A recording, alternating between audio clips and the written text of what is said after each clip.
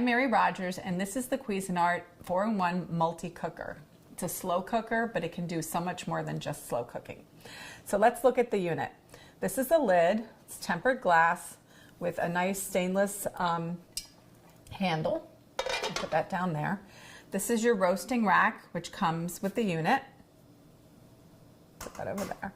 This is your movable cooking pot. It's non-stick. It's great too because I'm going to show you in a little bit how to make a recipe where we're going to brown and saute. And that's really important to be able to do in your slow cooker because it also eliminates all the steps of cooking on top of the stove and then putting the ingredients in the cooker. So this product you can actually cook right inside the cooker. You can brown and saute, and you can do a really great job at developing flavors so your dishes come out really tasty. So let's look at the front. The body of the unit is made out of brushed stainless steel. It has two cast handles on the side, which make it easy to move it around if you need to move around your kitchen. And in the front, this is your touchpad panel. Basically, you'll notice there's four main features on the top. This is slow cook. So you press slow cook, and you can adjust the temperature by pressing plus. And across the bottom, you're going to see that it goes from high, low, to simmer, to warm. Okay. And then also the next item is roast. So you can roast, and the temperature, it happens to be on 350, but it goes all the way from 250 to 450. And you just pick your temperature by pressing the plus or minus button. The next is brown saute. And the same thing, you just pick your temperature by pressing the button. And last item is steam. This is where you're going to actually use this rack. You're going to put it inside. And one of the things I like to do with it is I like to steam artichokes because it's like really easy and simple to do, and you can get a lot of artichokes in there at once. So that's your function for steam. And then down here is your start-stop button, which engages your cooking function. And the other thing I just want to show you too, you can also choose how much time you want to put the slow cooker on for, and it goes up to 24 hours. And then what will happen is if you use the timer, it'll go directly into a keep warm mode. So for instance, if you cook your food and it needs to be cooked for like 6 hours and you're away for the day working, it'll go to keep warm. So whenever you get home, it's ready for you and you can have a family meal with very little effort.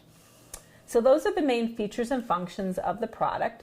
What I'm going to do now is I'm going to put it on brown saute, and I believe 400. I'm going to hit start.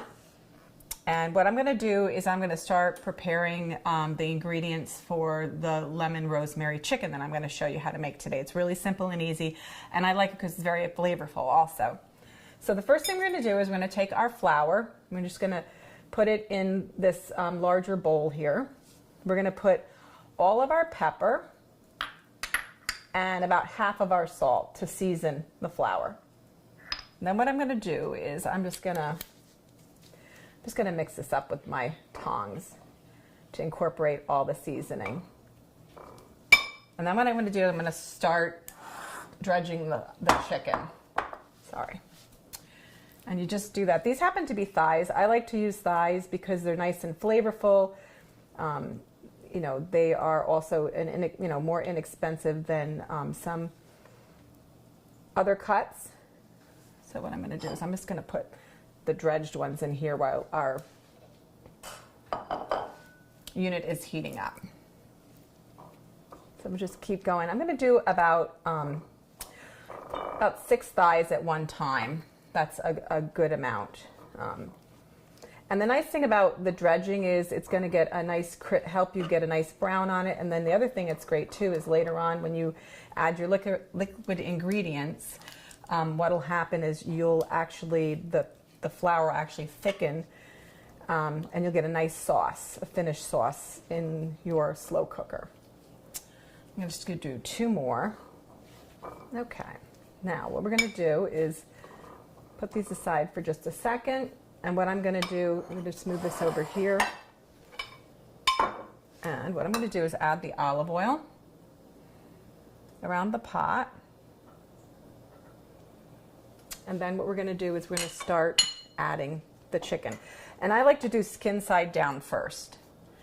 You just nestle them all together. Don't get them too tight because you want them to, you know, brown and saute. You don't want them, if you get it too tight and there's a lot of moisture, you'll end up not browning them as nicely. You'll end up having more of a poachy kind of finish on it. So let's just put those in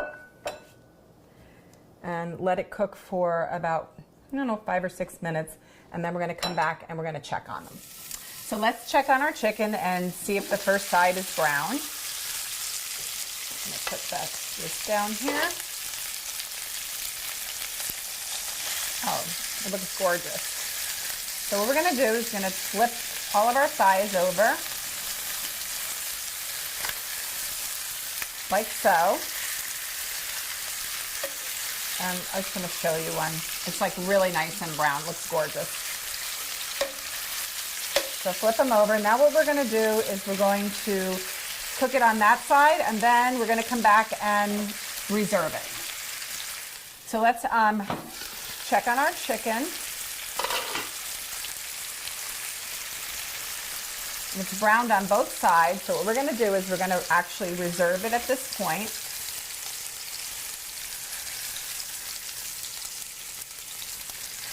And what we're going to do is we're going to go to the next step in our recipe, which is really simple and easy. And that is we're going to add all of the onions. This is going to add a great flavor to your chicken recipe, and the garlic. And then what we're going to do is we're going to saute this. I'm going to turn the temperature down to, I believe, 325.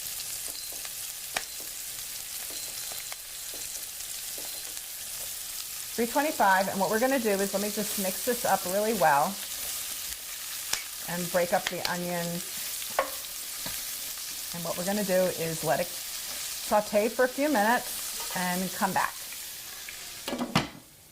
So let's check on our sauteed onions and garlic. One thing I want to mention is earlier I said that we should be sauteing the onions and garlic on 325, and I checked the recipe and it's actually 375. So you can see how nicely reduced those are. Now what we're going to do is we're going to add the rest of the salt, the rosemary sprigs. I love to cook with rosemary. It smells so nice. And then what we're going to do is we're going to add the lemon juice. And what's going to happen with this lemon juice is that it's going to help deglaze the cooking pot. You can see how it's starting to turn brown. That's actually going to do a really nice job lifting all of the, the flavors that you've developed off the bottom of the pan, and that's going to help make the dish so much more flavorful. So next what we're going to do is we're going to add the little bit of chicken broth. And oh, that smells really good. This is the lemon zest. So add that.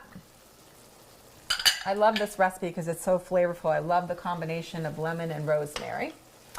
So the last couple of things that we're going to do is we're going to nest our chicken thighs directly on top of the onion mixture and all of the rest of our ingredients, just like so. And then what we're going to do, the last step, is to add our lemon slices. Just add them right on top of the chicken, like so. And now what we're going to do is we're going to automatically switch. You can do this, you don't have to turn the unit off. We're going to automatically switch to slow cook just by pressing the slow cook button, and it automatically went on low. Now what we're going to do is we're going to set the time for 6 hours. And we're just going to let it continue cooking. We're going to come back and I'm going to show you how to plate it up. So let's check on our lemon rosemary chicken. It's all finished. We're going to plate it up now. And what I did here was we have some rice. It's a good thing to put your chicken over. Let's just bring the bowl to the chicken. And you look how tender and juicy it looks. Just put it right on top. I'm going to add a little lemon. The lemon totally disintegrates. Add some of the See how thick the gravy got from adding the dredging the chicken in the flour? Just do another one.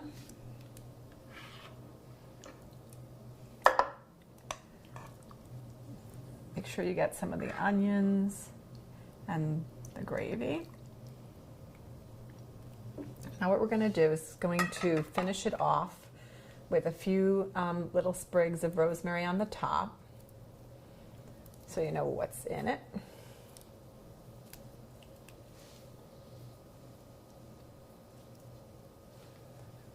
The great thing about a Cuisinart multi-cooker, the 4-in-1 multi-cooker, is that you can make beautiful, tasty meals quick and easy.